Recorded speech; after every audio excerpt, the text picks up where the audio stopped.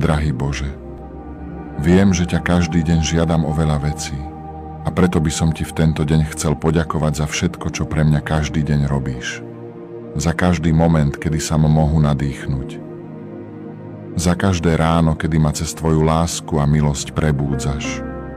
Ďakujem ti za svoju rodinu, deti a priatelia a tiež za každú šancu a príležitosť. Ďakujem za tvoju podporu a milosť. Plne si uvedomujem, drahý Bože, že všetko, čo mám, ale aj nemám, prichádza zhora od teba a to len skrze tvoju lásku a dobrotu. Odpusť mi, Svätý Otče, to, ako sa niekedy správam. Odpusť mi prosím to, že to všetko, čo pre mňa každý deň robíš, občas prehliadam a nevážim si to. Nauč ma prosím vážiť si všetko, čo vďaka teba mám. Prosím, nech je v mojom srdci zakorenená tvoja láska, pokora,